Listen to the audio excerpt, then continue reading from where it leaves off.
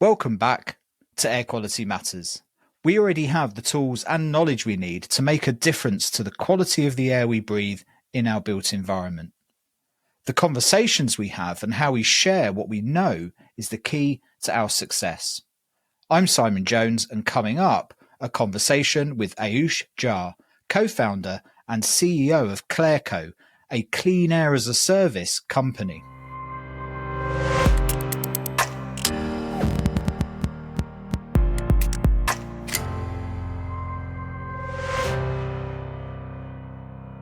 One of the fascinating things about as-a-service models is the laser focus it requires across the business on delivering what matters.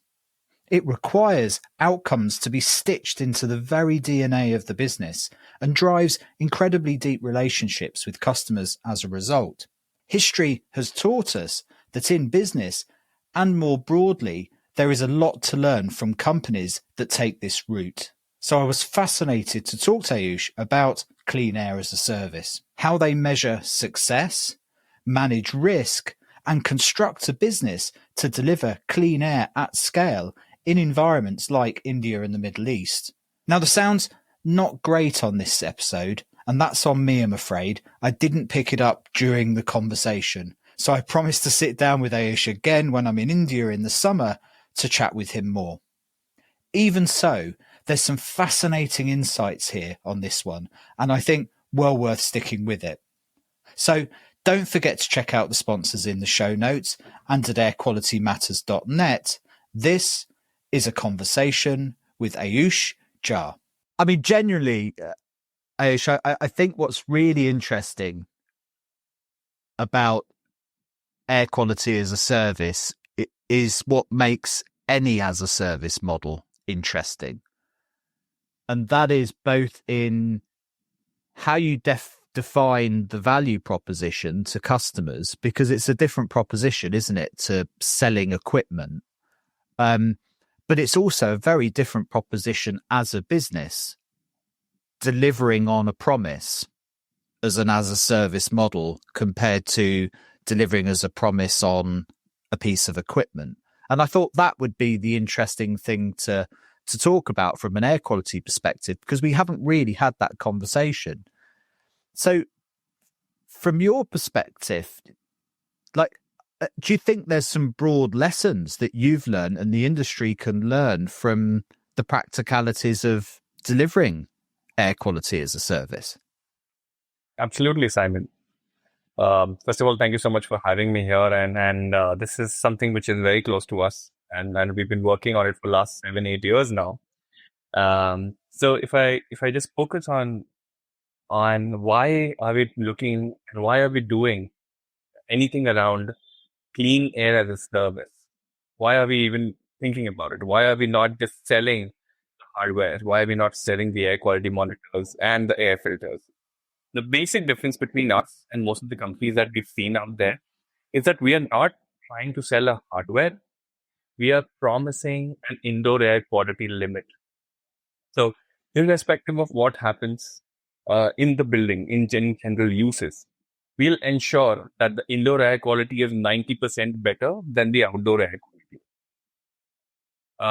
How we do that is also very interesting. But before I answer that, what's important to understand, Simon, is that each building is different in nature. Each building will have different characteristics.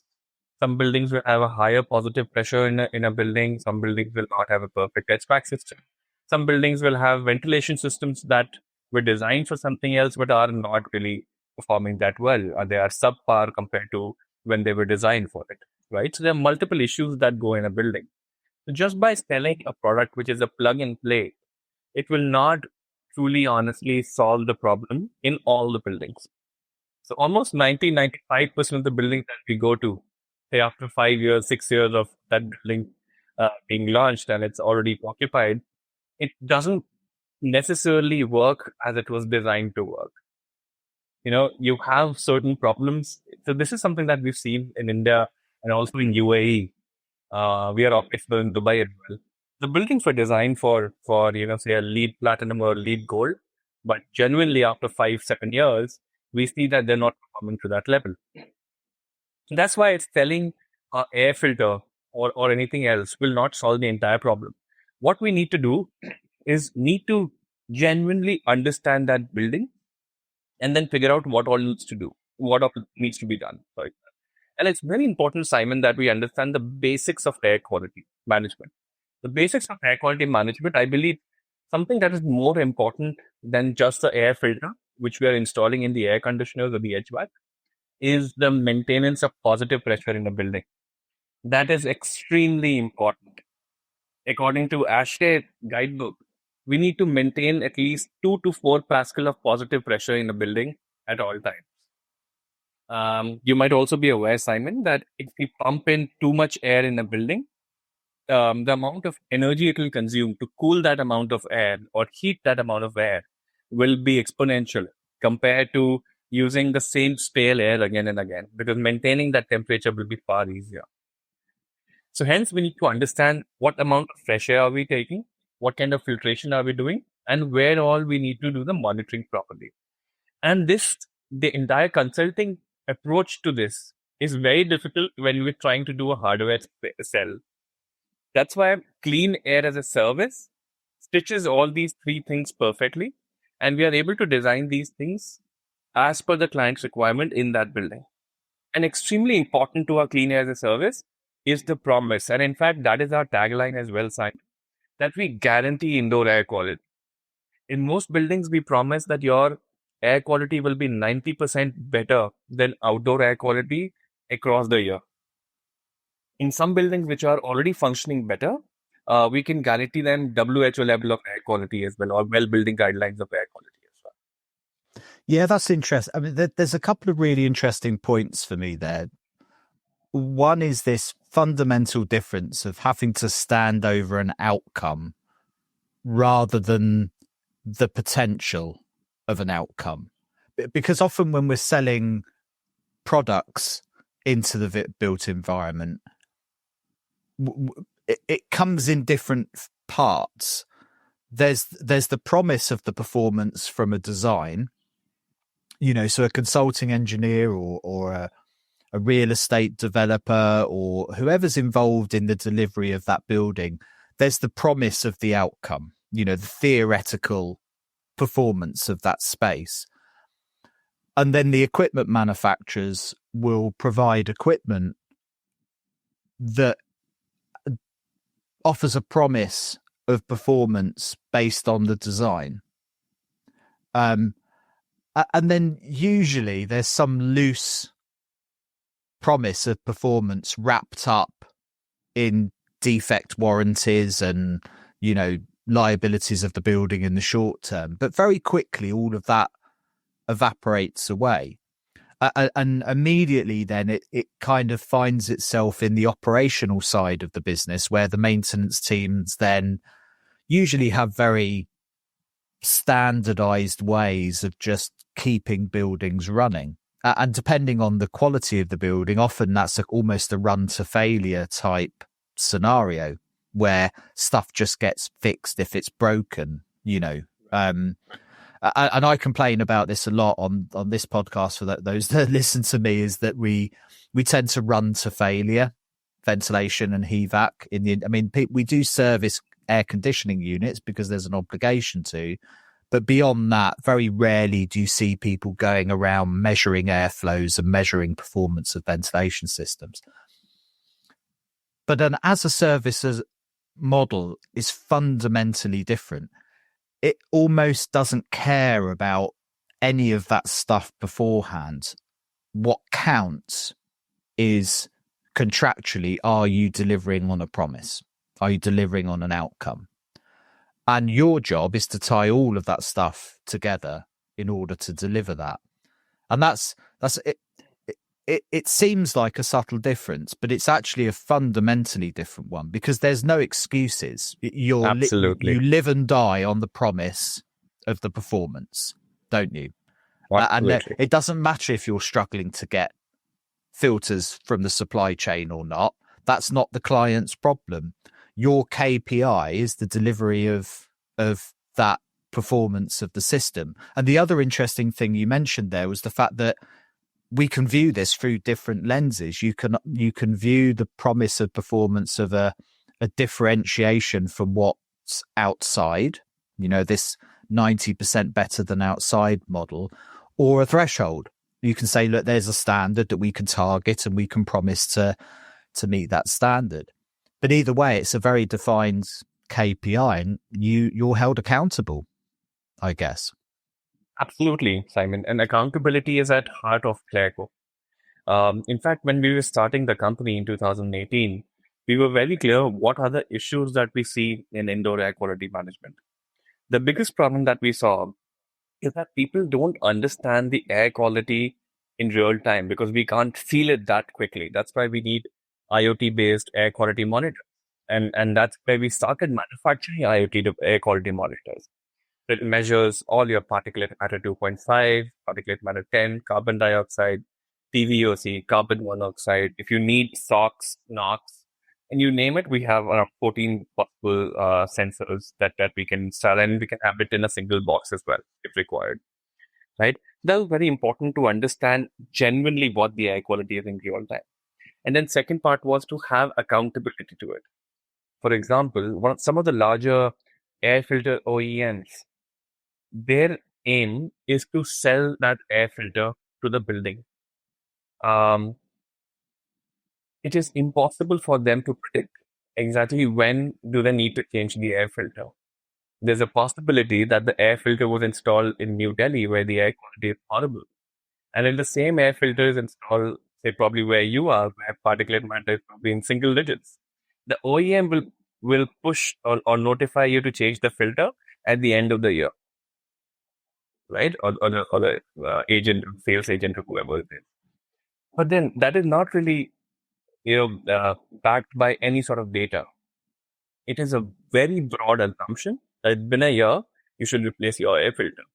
But then again, Simon, if you think of it, we are either wasting the filter, which could have, run for another year in Ireland, or either changing the filter in Delhi too late.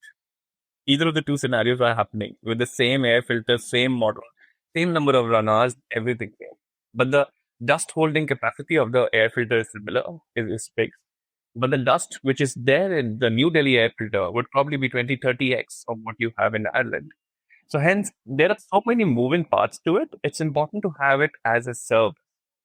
And what we realize that if we have different OEMs selling different hardware, it's always easy and confusing to understand accountability.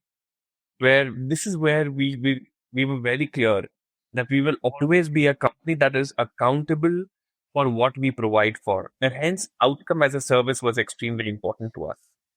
So, like I Yeah. mentioned earlier, Let's break that down. sure, please go ahead. Yes, I'm sorry. I think we had a slight interruption in the service there. I think what's fascinating here is to break this down a little bit, so to truly understand what it means to deliver air quality as a service. And from what I understand of as a service models, there are some things that have to stack up in order for this to work. And fundamentally, because at the heart of it is this accountability thing. You are taking a risk. You are being held accountable for an outcome. So normally there has to either be scale or profitability or clearly defined outcomes, something that's measurable in order to be able to make this work. So I'm assuming it's no different for you. There's some fundamentals here that have to be in play for this to be a model that works financially, both for you as a company and for a client. And from our discussion, the first thing is scale.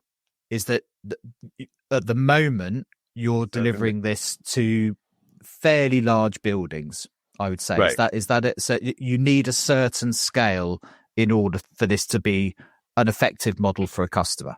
Simon, the smallest building that we will work with is at least 100,000 square feet. Anything below that is not that interesting. But we work with a few companies which have a chain of multiple buildings across the country, which are around 50, 60,000 square feet. That's also comfortable for us, provided the entire client is around a million or bigger than that. What does that mean fundamentally? What's the importance of the scale?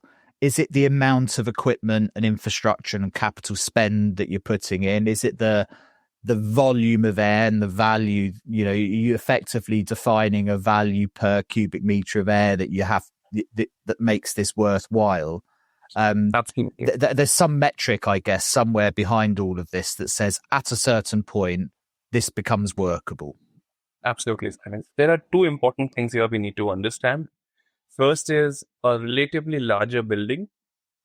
In our experience, what we've seen in India are designed in a better way. There's a little more intelligence that goes into it because these buildings usually go for some level of USGBC certification, some LEED certification, etc.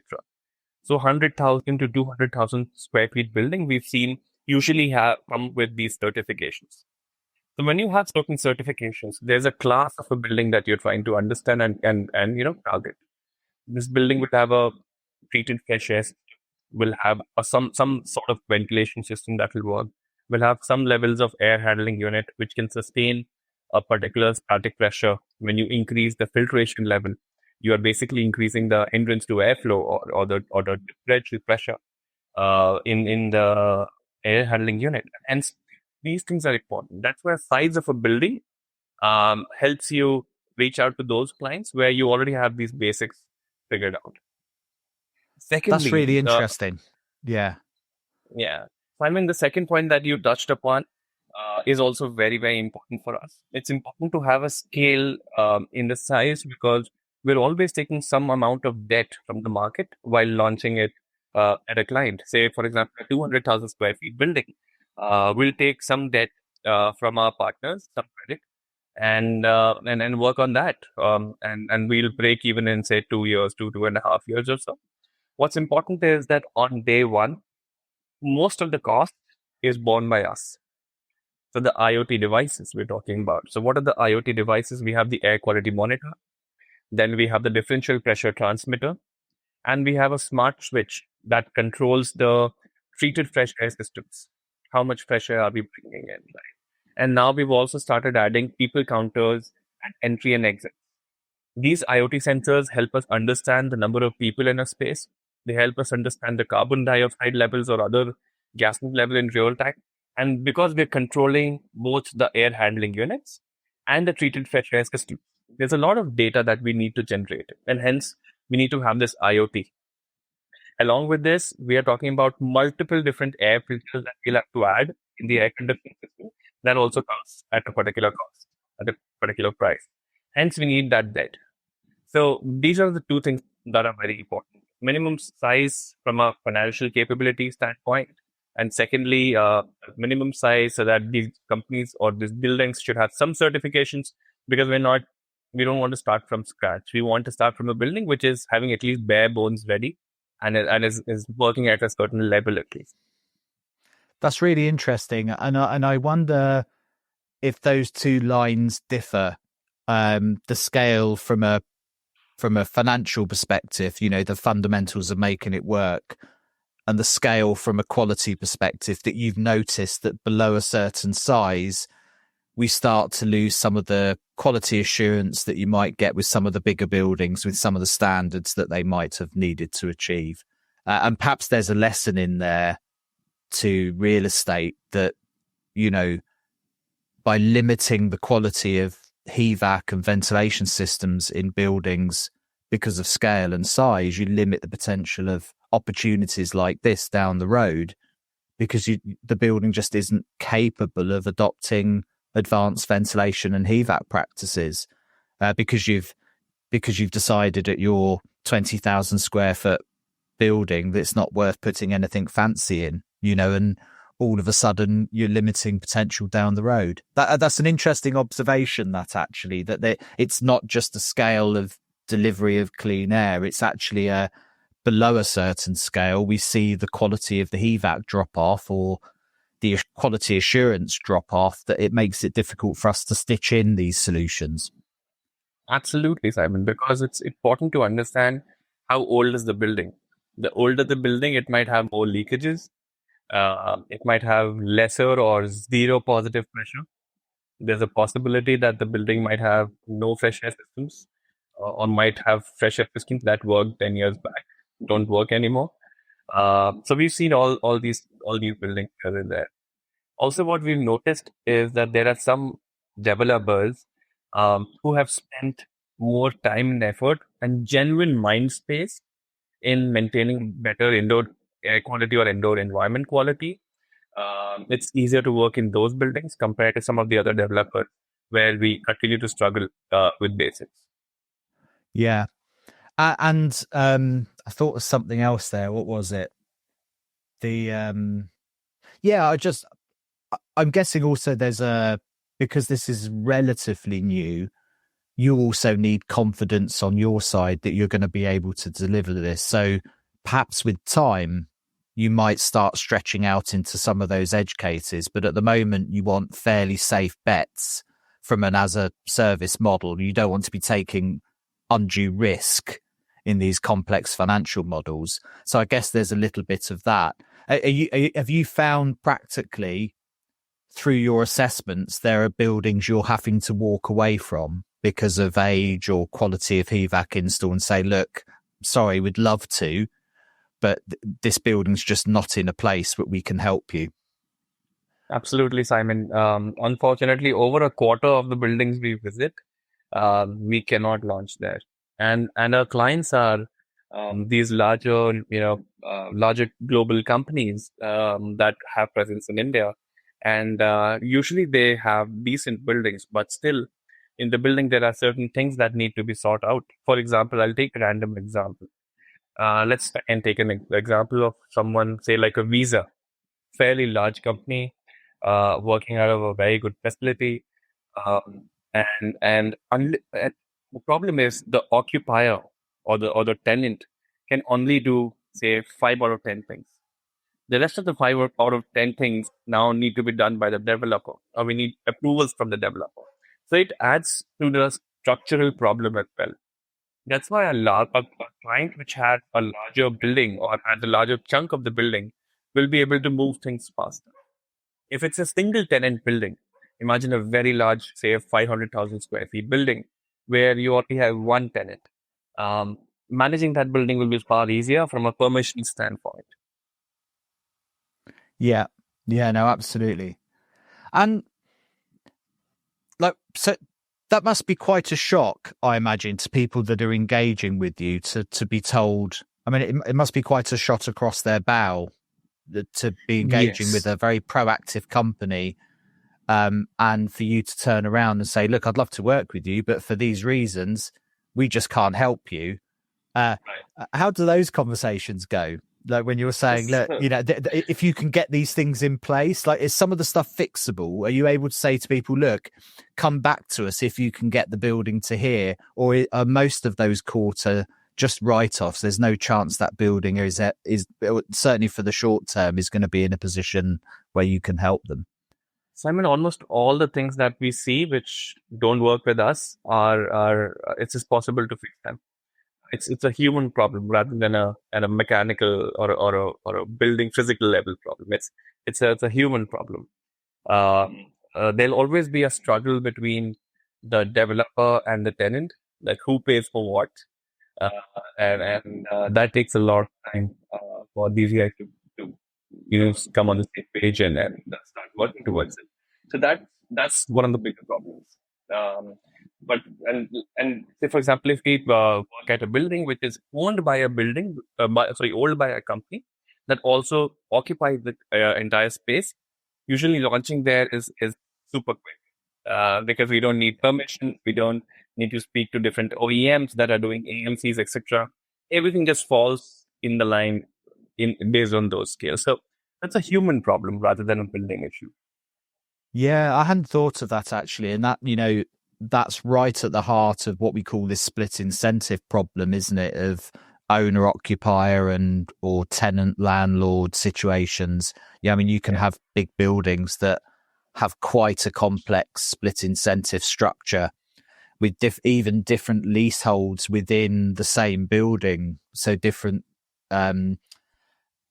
arrangements with a landlord depending on how long a tenant has been there. So you've got to unpack all of that and make that work. So I'd like to often it's highlight that. something here. Yeah. I'd like to Yeah. highlight something here, Simon, because when I say clean air as a service, it's a two-way service level agreement. I promise that I'll deliver on these things. But the client has to promise that they will use their air conditioning under these particular guidelines that we highlight. That they have to do X, Y, and Z as well. Unless and until they are not delivering on their part of the promise, it's impossible to maintain air quality. I'll take an interesting example, and it's also going to sound a little lame, but this is something that genuinely happens fairly often, Simon. In New Delhi, the temperatures in winters are often single digit in centigrade, right? It's fairly cold. So there is no need for the cooling system to work. In India, the number of buildings that can heat a space are fairly low. I think at max it will be at 1%. Should be lower than 1% in my view, right? Because primarily we need to cool buildings. We don't need to warm buildings at any time. So in winter, most of the larger buildings do not use air conditioning almost at all, or might only use it for half an hour in a day. Because just by circulating that cold air, people start to shiver and they feel uncomfortable. There's no thermal comfort there.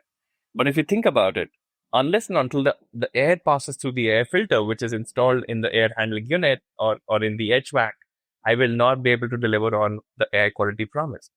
Hence, I mentioned that it's a two-way promise. Unless and until they run the air conditioning based on our guidelines, there is no service level agreement on that side. And thankfully, because we have a lot of IoT sensors, we have all the data. How many hours was the air conditioning system working? What was the temperature? What was the CO2 levels? What was the different air quality levels across the building? So we have to substantiate on that as well.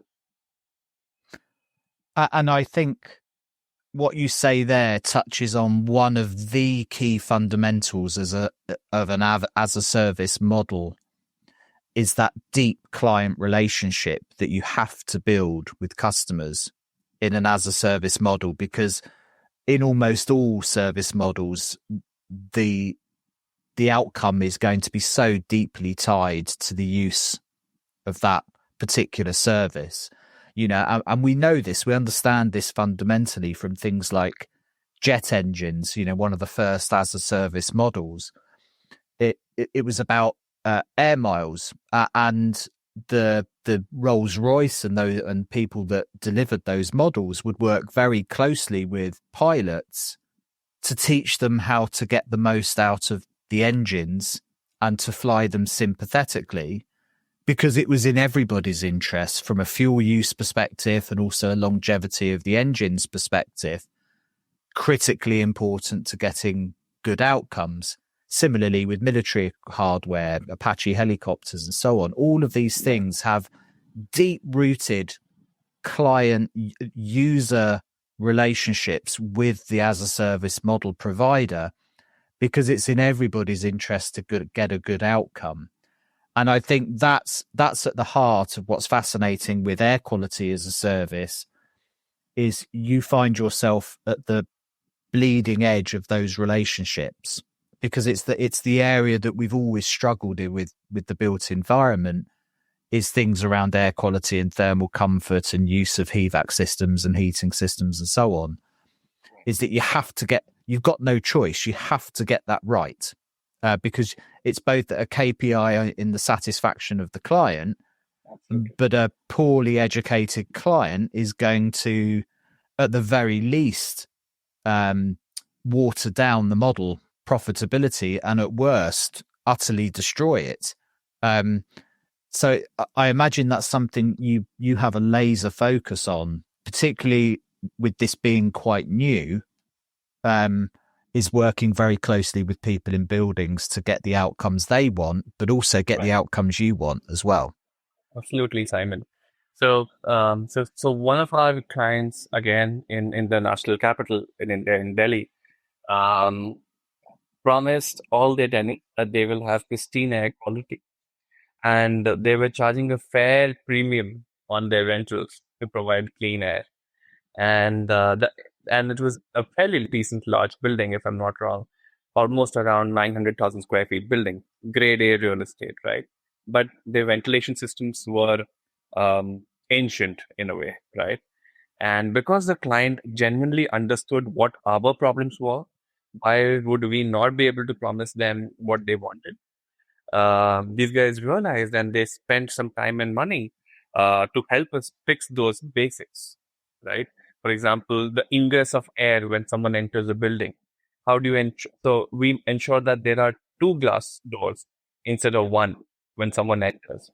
And we had much stronger purification levels between those two glass doors that helped us reduce the ingress, the dust ingress, or the PM 2.5 ingress in that space, and the client was ready to invest in that, right? And these kind of successes can only happen when you have that pristine connection with the client, and the client is able to understand what needs to be done and is ready to walk the mile with you. Otherwise, these Yeah. stories are hard to come by. And is your relationship primarily with the deliverer of the space, or are you finding yourself developing relationships with the users of the space as well, starting to provide them with better ways of using their spaces, information sheets? And so are you finding yourself having a relationship with the actual users of the space, or is it primarily with the building owners, as it were? It's an equal split, Simon. I would say a lot of our clients are real estate developers who have a lot of grade A real estate, or some of them are occupiers themselves who have decent amount of commercial real estate and they want to maintain air quality for their employees' well-being. So it's a proper combination of it. But also in cases where we're working with the developers, these these developers usually like to market that they have clean air. So what we do is we put in these gigantic, 60, 70-inch TV screens at the entrance of a building where we showcase indoor and outdoor air quality deltas, which are usually around 90, 95%, 98%. So that is a very important sort of communication layer with the end user. Of course, we are not able to speak to most of the people who are occupying the building, but the client, the end client or the end tenant, gets to know about the air quality fairly often. And I'm certain that most of the data reports that we share with our clients, the client also shares that with their tenants. Yeah, interesting. And what are the kind of buildings that you're finding yourself primarily going into? Is it mostly office space at this stage, or is it a whole a broader sector of real estate than just offices? 70% is office spaces, and within office spaces, 60% should be large offices, and 40% must be co-working, which will have a split here and there, which will have multiple properties in the city. Okay. For And are example, you for going? example, yeah, the biggest client that we have in India is WeWork. We manage all their sites in the country. They have roughly 35 offices in the country, and we manage air quality across pan India for that. Similarly, apart from office spaces, airports and malls are also increasingly becoming important because malls want to differentiate themselves in the mall in the next neighborhood. And airports, interestingly, are doing this to get all the certifications and win different awards so that they can increase their own rental yield eventually as well. It's all tied up with this. And are you seeing any interest from the kind of medical sector? So from hospitals and healthcare, that kind of thing. Although, 'cause traditionally they can be quite under resourced sectors unless it's private healthcare. So that could be a challenge. And the other, and then also I was thinking kind of manufacturing, kind of pharmaceutical industries, process manufacturing, these kind of things where, again, clean air is quite a critical element of what they're doing. Sure, sure, Swami. So we do not focus in healthcare and pharma for the simple reason, number one, that uh, do you understand the concept of red ocean and blue ocean spaces? I'll quickly clarify. Imagine a space where you have too much competition, and that is a market where you call it as a red ocean. And similarly, the blue ocean strategy is focus in a space where you have relatively lesser other players, and you can carve out your own niche there and eventually build a large strong business out of that.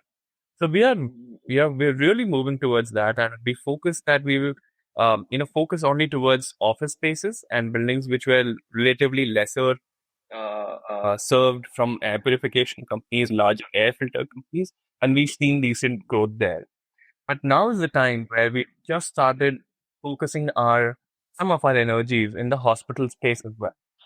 Unfortunately, hospitals still don't have the kind of compliance that need them to maintain the air purification that they should ideally have. Apart from the operation theaters and the ICUs, etc., these critical areas, all the other parts of the hospital don't have any filtration. And hence, the hospital acquired infections are extremely high. And this is something that really needs to be taken care by these larger organizations that form compliances for hospitals. Unfortunately, in India, those compliances from a indoor air quality standpoint are still fairly archaic or weak, which needs to change.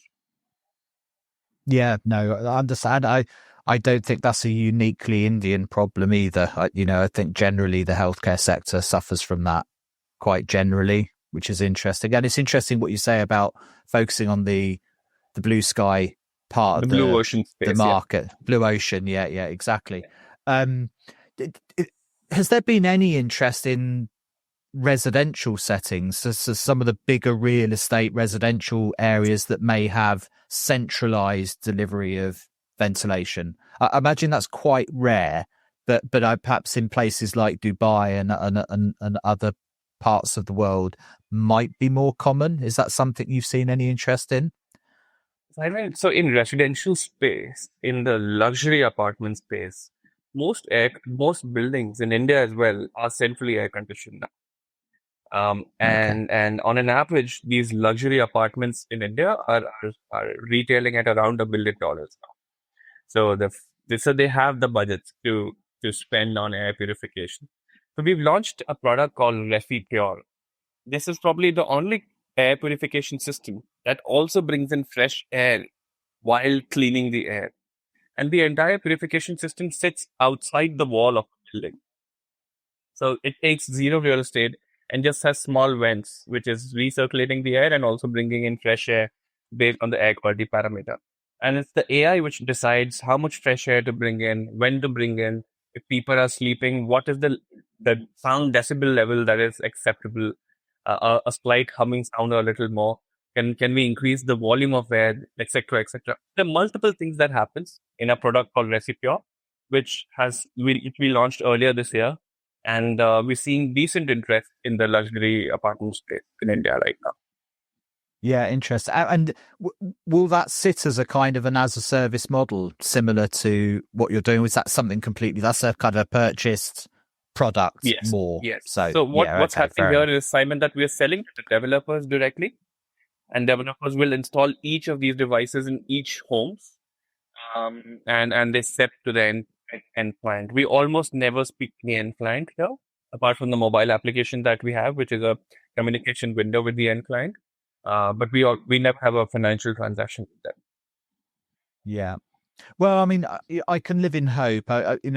The residential sector is so important for health and well-being outcomes long term that you could see as a service models providing some benefit there at some point, but it seems like quite a long way off at the moment. I mean, one of the other benchmarks that I suppose is critically important, particularly when you're setting these fundamental KPIs. The first one that springs to mind is this delta T or differential between inside and outside from an air quality perspective. Right. So that's a fundamental KPI of yours, particularly in India. That you will look at average air quality, I guess, over the year or the seasons in a particular area and work out what you think you can promise from a KPI perspective? Is that how it works? You say, look, based on the environmental conditions that this building sits in, this is our promise to you that it will always sit above this kind of level, or not on average 90% of the time above this kind of level or something. Precisely, Simon. And a lot of times, things also change when we're looking at hyperlocal pollutant levels.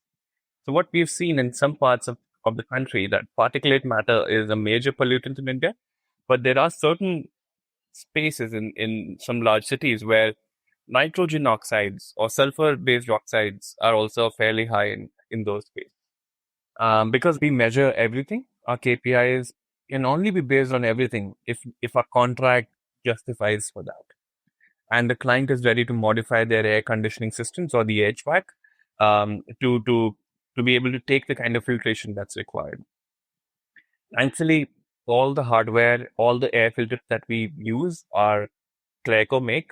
So it's easier to install all of them together, put them together, and have a unified system where we are sharing data and taking actionable insights out of. But the client needs to really understand that as well. Last but very, very important, Simon, is anything as a service should be a longer term contract. A 1 year contract is not interesting to us, Simon. I would rather sign a 5 or 7 year deal with a client, because we are able to provide, of course, the best price to the end client, but also provide a better service because we understand the continuity of that particular space. Because when we take credit from banks, etc., the interest and the cost of the hardware, it just makes it very unviable for us to, have a 1 year contract. Yeah, no, absolutely. And I think that just shows that you also need to fundamentally understand the environment that building sits in. So if you're in Delhi, for example, some buildings may really come under pressure from a stubble burning particulate matter type PM at certain times of the year, whereas other buildings in other parts of India may struggle more with traffic-based pollution and, like you say, the NOxes and the sulfur dioxides if they're industrial areas. So you really do take account of where the building is. And is that something you sit down then with the client in a consultative process and say, look, this is what we find about the building that you're in. This is what we think we could do. What are the kind of benchmarks that we want to measure against? Is that a kind of a consultative process with the client ultimately? That is a very integral part of our client onboarding, Simon.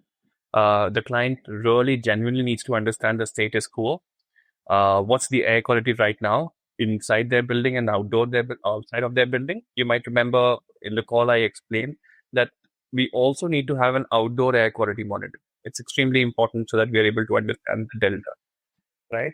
Apart from the outdoor conditions, something that we've not spoken enough, or we probably should spend more time on, is what are the other indoor pollutants, or what happens that generates these indoor pollutants. For example, the usage of certain air fresheners in the washrooms, right? The usage of some sort of a cleaning equipment or spray that we do, the housekeeping does, that generates a lot of VOCs, formaldehyde, benzene, toluene, etc. Different kinds of organic gases, right? We sometimes have to sit with our clients, especially in the retail space, because a particular perfume or a fragrance is what so they have their brands which come up with the smell as well, right? It's just not the ambience. The smell is also an integral part of it. So that's also an important factor. At an airport and at a very, very large, 1 million square feet mall in India, in Bangalore, the client had to spend a lot of time in changing their fragrance, which is also approved by us, which does not generate VOCs. So these are relatively more herbal, more natural substances that they're using compared to the chemical ones they were using earlier. I'll have you back to the podcast in just a minute, but I wanted to tell you briefly about Imbiot, a partner of the podcast. I came across Imbiot a while ago, and in fact, completely unrelated to the podcast, had been trying out some of their sensors here in my office, which I still have here today, and with customers. I was seriously impressed then and remain so. Imbiot are a multidisciplinary team with a common goal to promote healthy and sustainable interior spaces. They manufacture smart indoor air quality monitors and an exceptional cloud platform. I get to see and use many products, as you could imagine, and Imbiot stands out here. The quality of the product, the innovation they bring with sensors and connectivity options, and a platform with some unique approaches to reporting and integration with many of the reference standards in the sector like Reset, Well, Lead and others. Their devices can also be integrated to any building to control and automate the operation of HVAC systems, ensuring optimal air quality and energy savings. Details are in the show notes as always, and at airqualitymatters.net and at Imbiot. That's INBIOT.ES. Now, back to the podcast. And we've talked a lot about the proposition, and I think we had to, because it's, like I say, it's quite unusual for a business to be as a service from an air quality perspective. So I think it's been really interesting to understand the value proposition here for clients. And I think fundamentally, if people are able to pin an improvement compared to outdoor conditions or tie it to a particular standard, a WELL or a WHO, whatever is determined as achievable, I think that's great. I think people can instinctively get why that has value. What is it? I think for listeners to understand, like typically for a client that works with you, what are the component parts of this for them? You've mentioned air quality monitors and dashboards and data. You've also mentioned filters and HVAC equipment. Like ultimately, when you're going into I hate to say typical building, because I imagine in your world anything's but typical. But like, what is the physical part to this? When you're delivering an as a service model, part of that is the deployment of more advanced products or additional products to reach a goal. What's that look like for people? What are they typically getting? So Simon, here we're talking about 6 different parts. Okay. First is the air quality monitors, like you mentioned. Second are the differential pressure transmitter. These are the sensors that we install in the HVAC systems next to the air filters.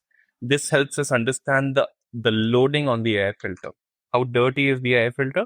And because we are ourselves a manufacturer of the air filter, we understand our DHC, or the dust holding capacity, and we can predict when the filter needs to be changed.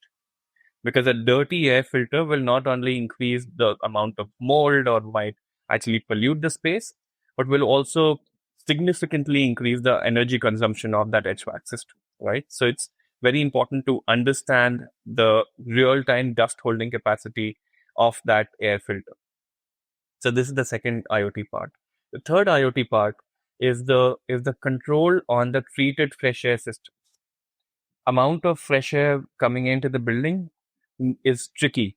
If we bring in too much fresh air, that building will start consuming substantial energy to just maintain the temperature, to maintain thermal comfort. If we don't bring in fresh air, from an air quality standpoint, it's a problem, right? So it's a fine line that we have to walk through, and hence controlling the treated fresh air is extremely important.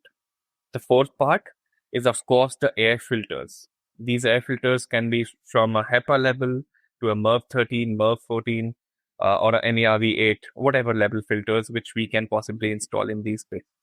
And these filters are installed in the treated fresh air system and the air handling units as well. The fifth, extremely important, is the third player in this entire contract. It's the financial institution that is coming in and giving us the loan for that particular contract. Sixth, probably, again, extremely tricky, very important, is the understanding that a client or the facility manager needs to have of what all things they need to do. What is their KPI, right? This is something that we've touched upon before. Explaining and educating the client here is extremely important. So this is the sixth and very, very important part of all. So there's a kind of a there's the data part of this, the IoT, the data acquisition, the understanding the performance. There's the physical componentry part of it, which sounds like predominantly it's filters for you. And then the third part of this is the kind of the financial and client side of this, that the making this work, because without that, I mean, it's a fundamental building block. You've got to have the money, and you've got to have a client that understands their goals as well, what their outcomes are. From a data part then, so from the data acquisition part, you deploy sensors into the space, because typically I'm guessing they don't have the sensors or the quantity of them at the very least that you need to fully understand that space. Are these sensors and hardware that you're making and selling yourself to clients? I mean, not selling them, Yes. coming as part of air quality as a service, but Right. these are your own products? Yes, yes. Each and every SKU that I talk about or that we have is manufactured by us, and it's the quality control is extremely important. If the device is not calibrated right, we will lose on essential energy saving points, or it might result in bad air quality. For example, a badly calibrated air quality monitor can give us wrong data, and all our algorithms, all our artificial intelligence and the machine learning algorithms that we have multiple patents on these algorithms that I talk about. All of these will show or give you wrong analysis, and hence Yeah, it will screw it junk up, in, right? junk out. You know, it's the classic, isn't it? Absolutely. Yeah, bad data in, bad outcomes out the other side, for sure. And I guess ultimately, because you're delivering an outcome here, you equally don't want somebody coming along as a third party and saying, actually, this KPI is being missold. You know, these sensors are saying the wrong thing. So there's two parts to this. One, you need confidence in the data you're working with for the machinery of the algorithms, junk in, junk out. But equally, you need to protect yourself, that if there's third party independent assessment of a space, that it aligns as much as it's going to with low cost sensors. I mean, I appreciate there's always a limit with what you can do with the deployment at scale of low cost sensors. But so that's really, and again, you know, and I keep harking back to this point. That's the fundamental difference with an as a service model, is that every part of this has to stack up. Like Right. none of this works if all of it doesn't work. Right. And we've understood this really well from Boeing and Rolls-Royce and Apache and all of these people that have developed as a service models over the years. Is what an as a service model is, it demands every gear in the organization to do its part. Not only the components, but even the delivery and servicing of those components and the lifespan of those. You know, everything has to function and be understood, because if it isn't, ultimately it doesn't matter. Like it's the outcome that you're being measured on. So I think that's fascinating. So from an air quality perspective, what are you finding you're measuring? What are the kind of parameters that are most useful? And then from an edge case perspective, what are you finding yourself monitoring? And has that presented some challenges? Because of it, you know, I think we all understand that we can reliably measure CO2 these days. We temperature and humidity is pretty much bang on, as long as they're located properly. Particulate matter is pretty good. Certainly in recent years, within the last half decade, there's some really good products delivering reliable particulate sensing as much as we can. Right. So I'm guessing that's the typical, and TVOCs give you some indication of chemicals, but not precise. Right. So there's a core of a product there, I guess, in those types of monitoring. Would that be fair to say? So the 6 parameters that you're talking about would account for at least 85% of all our monitoring needs. The Sure. rest 15% might need ozone, might need nitrogen oxide, different other formaldehydes, etc. Right, but primarily Yeah. 80-85% are the six parameters which are standard for well building guidelines and USGDC Yeah. guidelines as well. And for those, so I think, and I think particularly listeners of this show, we've talked quite a lot about the difference between low cost sensors and near reference grade sensors and the capabilities of this technology. I think there's a good understanding at this stage that the deployment of little white boxes that are measuring those fundamentals are pretty good. Right.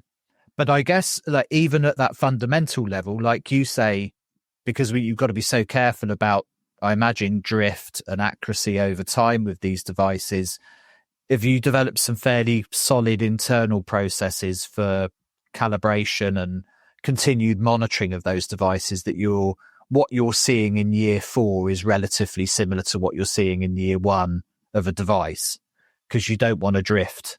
A drift of 10 or 15% on a sensor. You Oh don't no, want to drift of 10 or 15% no, on no, a no. HVAC It's system. That could be catastrophic from a absolutely, absolutely. profitability perspective. Yeah. Absolutely. So it's also important that uh, all the data that we are generating is, of course, it needs to be accurate. But having a third party come in and do the tests for us and give us a report on this annually adds to the confidence that clients also like, the different certification agencies also like. So this is a general practice that we keep at Echo. There'll be a third party lab that will come in and visit all our sites and give a third party certification on that, on the accuracy of our readings. So that helps us as well. That's really interesting. You're doing that. Yeah. Okay.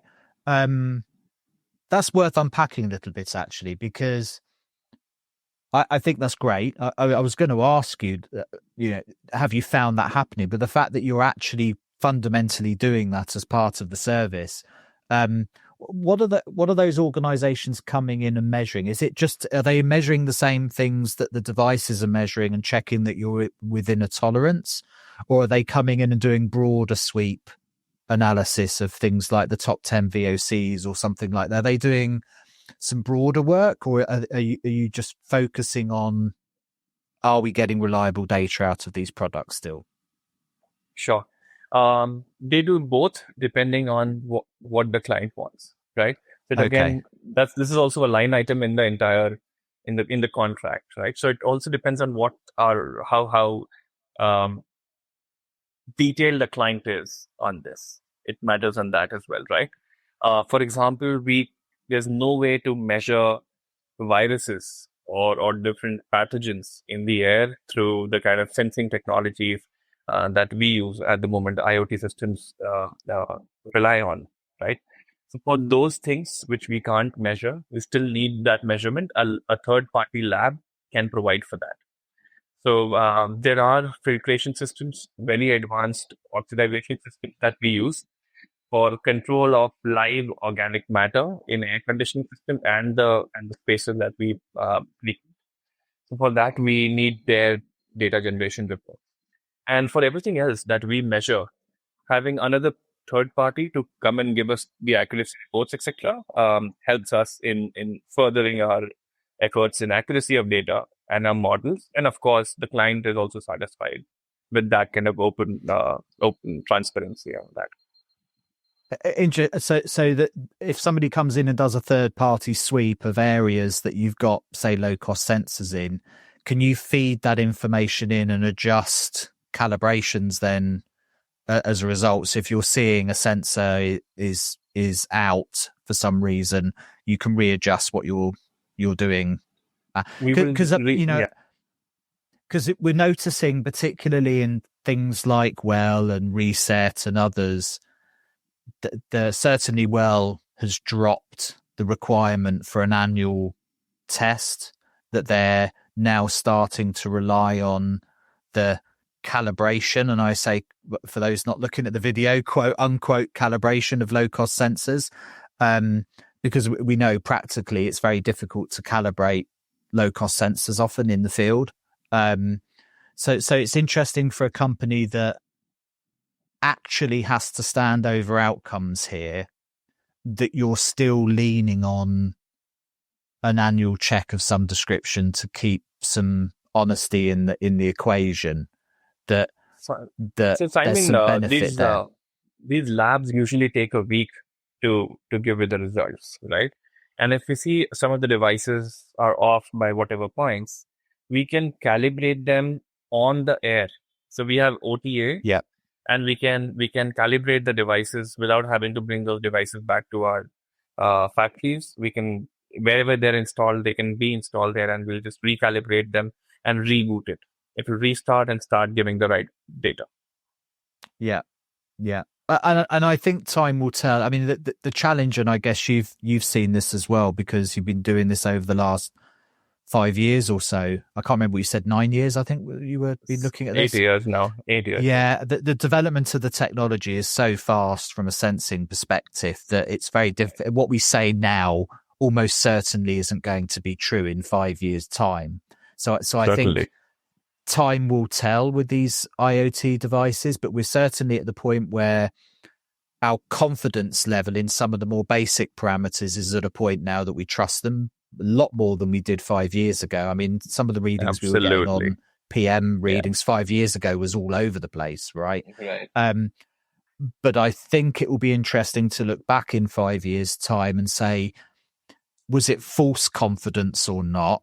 Us relying on these low cost sensors on their own to be reliable. And for an organization like yours that's got so much riding at stake on the accuracy of those devices, that you're making the choice to say, look, you know what? It's worth us while to having that sanity check annually still to keep an eye on this. It may well be in 5 years' time you look back and go, look, they're so closely aligned that we can make these Yeah. adjustments over the air without that annual check. Right. But at the moment, your gut is it that we still need that? You still want that process anyway in place Right, to get it Simon. checked. I think in the future, um, accuracy will not be a concern with these low cost sensors at some point in time, say 7 8 years or probably a decade later.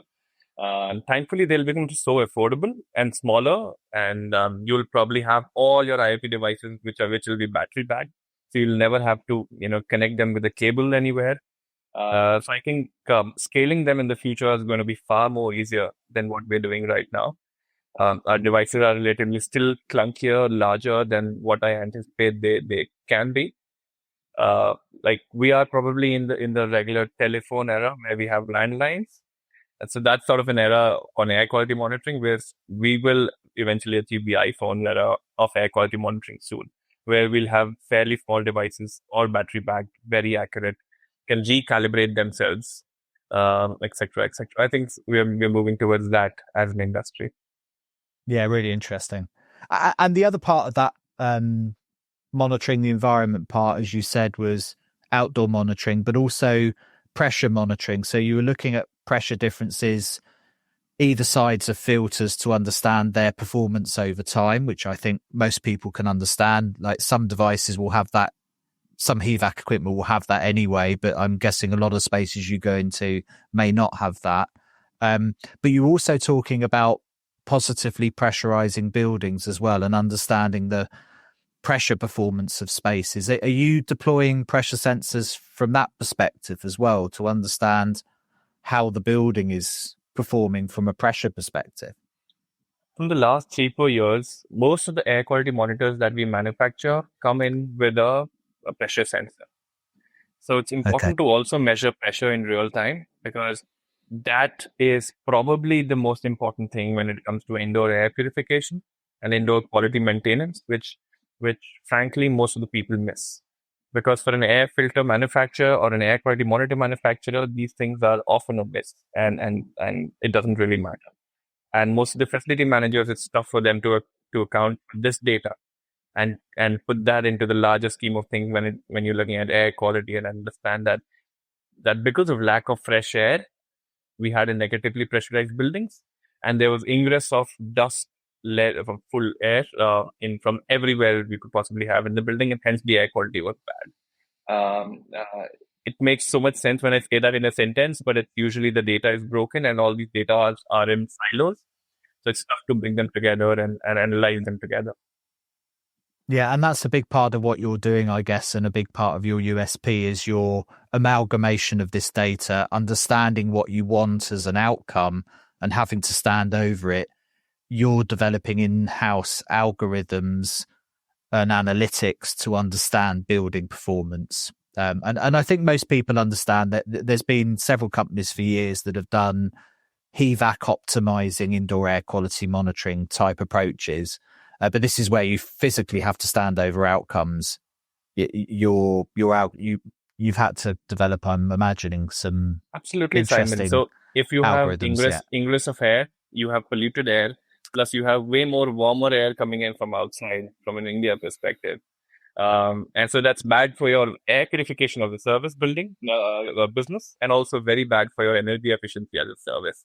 Because if you have warm air coming in from all the corners of the building, there's no way you can maintain the air conditioning system with that kind of energy efficiency that you initially imagined it to be. So again, you will Yeah. not break even as quickly as you wanted to. So you're also a software and data analytics business as well. I guess it's not just sensors and hardware and filters. You're having to provide platforms and dashboards and, like you say, screens in foyers and things like this for people. So that's a big part of your business, I guess, the analytics side of this and improving your product over time through data. Absolutely, Simon. So our platform is probably the most important part of the business. All the 7 IPs that I probably touched upon earlier are a part of the platform, right? So that is the most fundamental, most important part of our business, where and how we analyze data, what amount of data we analyze, what we filter out, and because all the outcomes work in conjunction to what AI asks the building to. So this system basically sits over the existing building management system and can control the HVAC remotely in real time without anyone having to do whatever. So Okay. this AI is And very important. do you have you got some kind of BMS engineers within the business as well that are integrating your systems into existing systems? Is that quite a large part of the process? Absolutely, because taking the data from the building, sending it to a cloud, and doing all the computing there, and then again telling the building what to do um, uh, in a completely wireless setup, it's a challenge because every building will have different issues, especially when we're talking about taking data from archaic BMSs that were installed 20 years back, and to be able to communicate, transfer that data on the cloud, do all the things that we do, and then giving the input back what needs to be done right now. It is a bit of a challenge, but then again, we've been able to do all of this, and we are able to scale this because it is a 0-person business. You don't need a human in this anywhere. It's completely Yeah. automated. So once you integrate your systems and data pipeline to the existing building management system, you're done. You're ready to launch. And my apologies for jumping around on you, Ayush, but I meant to ask you earlier about the indoor air quality monitoring. We were talking about the fundamental monitoring, but where you've moved into the edge case stuff, so starting to measure NO2 or sulfur dioxide or ozones, these kind of things, although it's possible to measure them, monitor them with monitors, have you been able to find practical use for that data in the provision of air quality as a service? Because I think that would be really interesting for people. I think there's an awareness now that these multi-sensor devices are starting to appear that can measure things like formaldehyde and ozone and NO2 and CO and all sorts of things. But data without purpose is just noise, and for you, no more so than anybody else. So, like, if you've got something, you need to be able to do something with it. Have you found that's the case? Like, have you been able to look at things like ozone and actually make an adjustment that makes a difference, or So NO2 Simon, or something like we that? we cannot spend any money on any hardware to generate data and not use that data for anything, right? It's just not possible because as a service, I better use everything that I install and make the most of it, right? So I'll give you some examples. In NCR, sorry, in the National Capital Region, So we manage certain large spaces of the news broadcasters. So these guys have very expensive equipment, right? From cameras and different electronic equipments. And the levels of SO2 and NO2 are fairly high in that region. So, but we did not know this. But what was happening is their PCBs and their electronics were getting short. They were getting certain issues with them because of the presence of these gases, right? These create issues with electrical systems. And because that was happening, we realized, and the client was ready to invest because we're talking about multi-million dollar equipment, right? So installing some air quality monitoring, which will be probably worth a few $100s, and probably again a few $100s on air purification, is nothing compared to the cost of the electrical systems that we're talking about, right? And we did that test, and we got to know about the parameters in real time, and then again took care by installing certain filters in the HVAC system, which were able to solve for that problem. Apart from this, another case that we've seen our systems work very, very well, there's a product called NanoClear. This is a titanium dioxide based metal filter, which has a silver nano particle based chemical, which is sprayed on the aluminum metal. When air passes through it, anything which is organic in nature, be it a formaldehyde, toluene, or benzene, or even some organic matters, can be treated by these filters. And the best part is, Simon, that these filters have almost no air pressure, or there's no extra added air pressure, right? So we did this test in one of the buildings where the formaldehyde levels were extremely high. And we were able to showcase to the end client that if you cannot change, so there's a hotel chain which just cannot change the certain scents that they use in their spaces, right? Certain perfumes, room freshness that they use, they just cannot change globally. Unfortunately, where they're stuck right now. So they needed certain purification levels on organic compounds. So we were able to do that for them as well. Really interesting.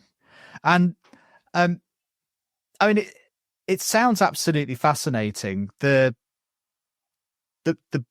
a big part of this, and you did mention it earlier on, is that you're also a filter company as well. So you have your own range of filters that you manufacture.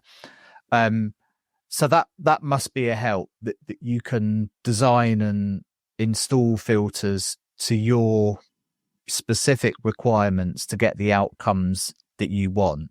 And again, you have to stand over the quality of that product, because if you get that wrong, you're going to be you're going to see the pressure drop, or they're not going to be as effective as they get. So you're looking at you're looking at the filtration of it, you're looking at the fit of them. Everything has to work, I guess. Absolutely. And the installation as well, right? So supply, installation, testing, and commissioning. Everything is our responsibility end to end. If we screw up in any of these activities, I burn my fingers in that line. So I mean, I'll lose a lot of money. So it's important to follow the process properly. Yeah. And have you found yourself at any point getting involved in the capital equipment of these buildings as well, having to replace HVAC units on rooftops and things like that? Or do you generally, is that, look, come back to us when all that's done and then we'll work with you? Is there any element of this that you start replacing equipment in buildings as a result of what you're delivering? Simon, probably someday in the future when we scale, when we can risk that kind of capital. But at the moment, we request the client to take care of it themselves and get back to us whenever they're ready with it. Yeah, no, fair enough. Yeah, and I can understand why. I mean, that's a big hole to, as I imagine, as interesting as it is, it's a big spend, therefore, but potential revenue, but it's a whole other industry, and you've got to be good at what you're doing.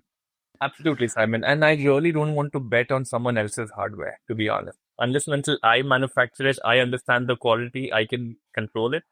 I'd rather stay away. I would not bet on anyone else. That's what we do. Yeah, that's really interesting. Yeah. How did you find yourself doing this, Aayush? What was your story? Because you've ended up in a very particular place. That I guess you found yourself here for one reason or another. Yeah, so it's very strange. When all of this was happening, I never ever thought that I'll build a company in this space. Um, so I'll tell you what happened. So my family is from central India, where from a place which is fairly green, very very green, very spaced out apartments, places, etc. Right. So environmentally very very comparatively compared to most of the places in the country, quite pristine. My father moved to Delhi in November 2017, if I'm not wrong, and he was hospitalized because you might know about the Indian festival called Diwali, where we burst a lot of crackers, unfortunately, and at the same time you have stubble burning in the north part of the country around Delhi. So the air quality in November and December was extremely bad in the national capital, unfortunately. And my father got so sick, he got admitted in the hospital. And when I flew to Delhi from Bangalore to meet the doctor and see my father, I was told that it was happening because of PM 2.5. And Simon, I had no idea what PM 2.5 is. And the doctor was super busy. I asked him, what is PM 2.5? Like, hey man, you have a smartphone, just Google it and figure out what you need to do. So I Googled and I realized that air purifiers can solve for it. But if you look at most of the larger OEMs, air purifiers, they're fairly expensive. So I realized that's a problem, and this is something which is affecting everyone. So we wanted to start. So basically, I wanted to start the company in a space which is honest. We are very clear and transparent about what we're doing, and we should deliver on that promise. So hence, having transparency, being completely accountable for what you're doing was very very important. Because if I buy a fairly expensive air purifier, and because my home has multiple spaces where outside air comes in, the air purifier is not able to maintain the air quality. The air purifier company is not going to return the money, and I would never be able to understand where the leakages are coming from, right? Hence I thought that as a service will make more sense than selling a hardware, because you might not genuinely solve the problem for the end client by selling a hardware. But if you create a solution around it, that's where we can really make things change at scale. So that's what we've been doing. And I think it's a wonderful story of the DNA of the business. But so you start with that seed, but you've got to get yourself to a place where you've built the component parts necessary to deliver an as a service model. Because often as a service models come from manufacturers of a product that's usually quite expensive and complex, and they realize that if they're the best in class at doing that, that there's some deeper relationship to be gained by providing this product as a service model. They have, they've got decades of experience. The Rolls-Royce is a good example of that. Right. Decades of experience of confidence in being a market leading product and saying, well, actually, rather than getting somebody to outlay hundreds of thousands, millions of pounds, euros, whatever in product, we can provide this in an as a service model. But you've kind of come at it from the ground up, where you say, look, I think we can deliver an outcome. I've now got to build the components to deliver that. So you've had to start developing sensors, filters, data analytics and software management, and the list goes on. That's quite a different proposition, a different angle to come at it from. That's taken some time, I guess, to do. Absolutely, to go, Simon. right, okay, if I'm going to measure air quality, how do I do it? Like, what's the way to do this? If I'm going to do data analytics, what kind of people do I need to do data analytics for me? Like, it's a totally different proposition. Absolutely, Simon. Absolutely. I was clearly oversimplifying it, but to be honest, we made almost zero revenue in the first 2.5 years. It was all R&D, R&D, and R&D.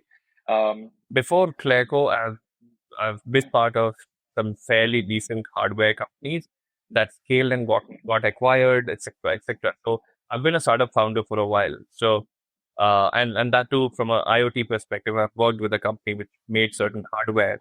that generated a lot of telematics data from an automotive perspective. So we sold it to an insurance company. So I was someone who spent time on hardware, so I knew a few folks who could help me out with that, and also the dashboard data point. Where I struggled the most, Simon, was on the air filtration side. This was something I had zero background in. I am not from the HVAC space, do not understand computational fluid dynamics, don't understand how air purification in general works.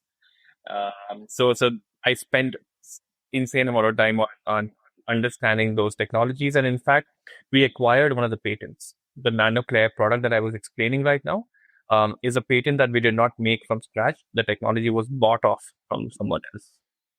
Yeah, interesting. So now you find yourself in a position of profitability. You're scaling. You mentioned to me the last time we spoke how many square feet of buildings you're already managing. It's quite impressive. Remind listeners again, where are you at as a business now from a scale So we are perspective? at around 23 million square feet now. Hopefully we'll reach around 90 million square feet by the end of the financial year, March 26 for us in India. We'll have some presence in the Middle East and, of course, all across India. And is that your focus at the moment, the Indian market and the Middle East? Is that where Yes. the focus is going to be? Yeah. Yes, but we're actively looking for partners for international growth.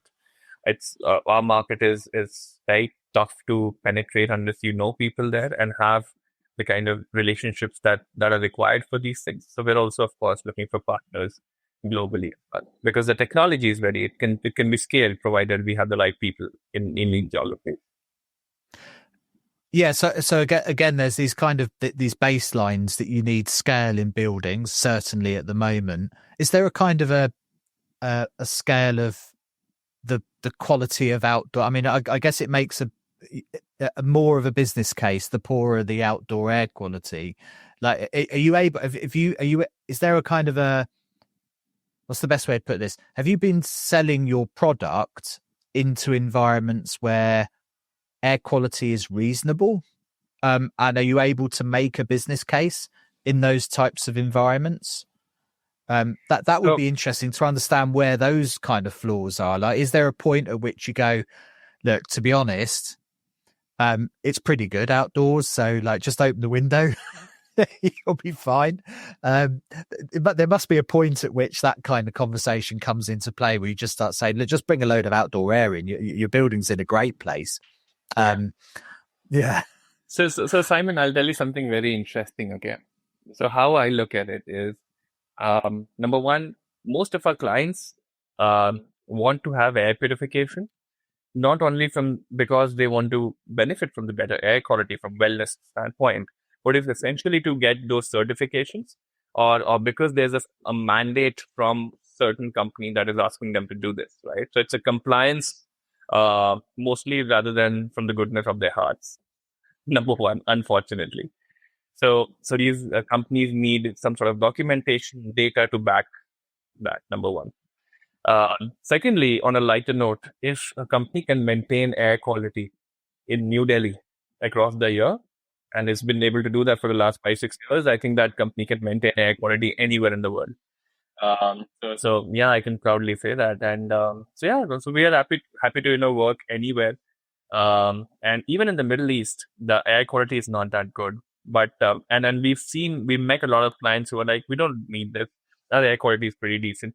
But then, of course, when we start measuring the data, it tells you the truth. The problem is, because we don't have enough data in most of the buildings, people think that the air quality is great, but it's usually not. Yeah, and the truth is, in a lot of spaces, a lot of the pollution is generated internally anyway. So it doesn't matter where your building is in the world. You can have poor air quality outcomes anywhere. 100%.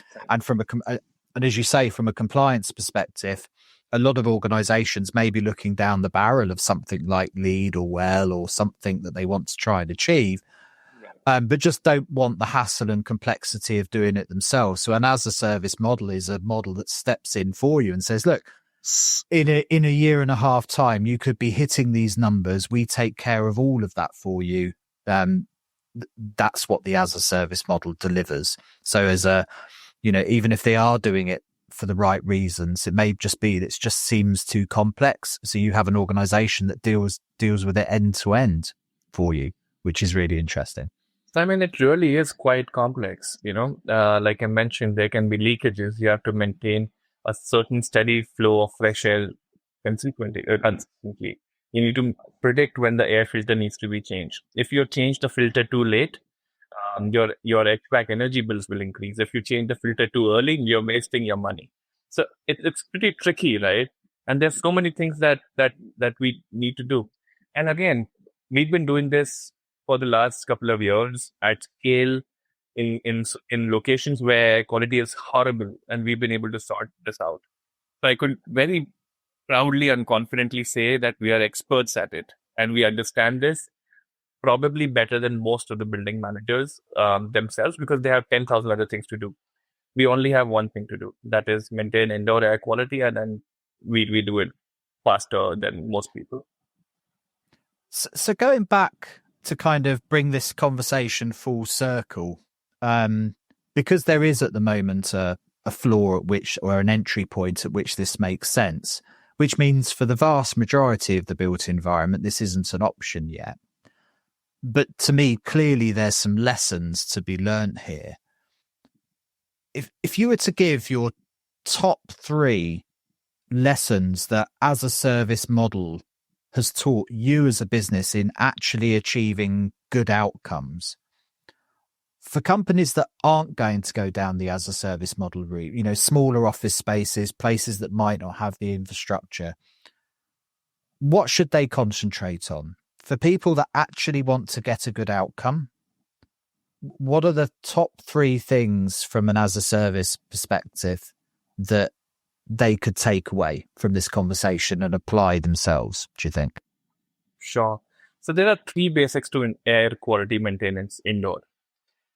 Number 1, have enough data on indoor air quality. And if you can install an air quality monitor outdoor, that's a massive plus. Number 2, select the right air filter. A HEPA filter will not solve your problem in an older air conditioning system.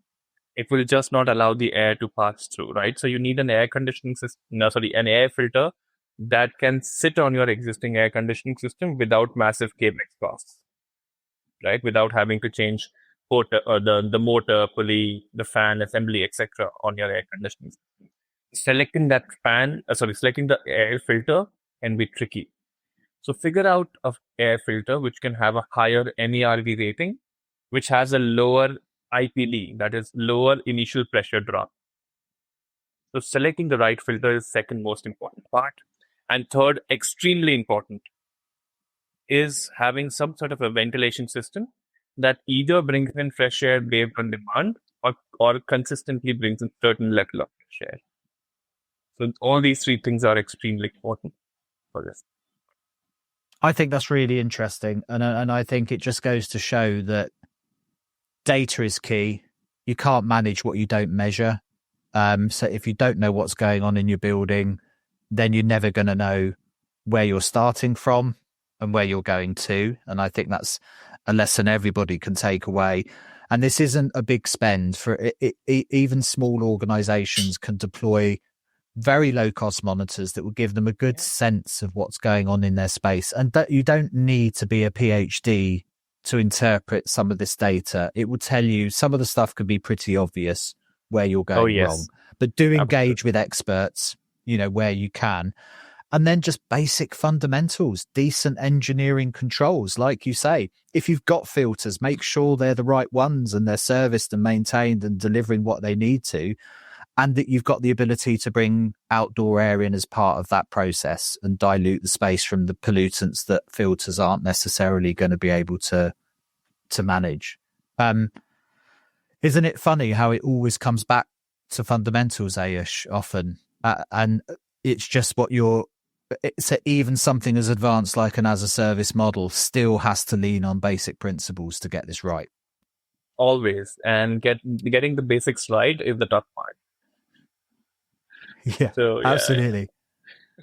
Aayush, listen, thanks a million for spending the time with me today. It's been brilliant talking to you. I found personally the conversation absolutely fascinating. I wish you all the luck as a business. The more square meterage of businesses that are moving towards air quality of service, I think the more we'll learn. I will include your company details and things in the show notes for people that want to check you out and to get in contact with you if they want to learn any more. Aayush, thanks a million for your time. Really appreciate it. Thank you so much, Simon. This was fun. Thank you so much for having me here. Means a lot. Thanks for listening. Before you go, can I ask a favour? If you enjoyed the podcast and know somebody else who might be interested, do spread the word and let's keep building this community. This podcast was brought to you in partnership with Erico, ACO, Ultra Protect, Imbiot and 21 Degrees, all great companies who share the vision of the podcast and aren't here by accident. Your support of them helps them support this show. Do check them out in the links and in the show notes and at airqualitymatters.net. And don't forget to check out the YouTube channel by the same name with plenty more content due to come on that channel. Thanks very much. See you next week.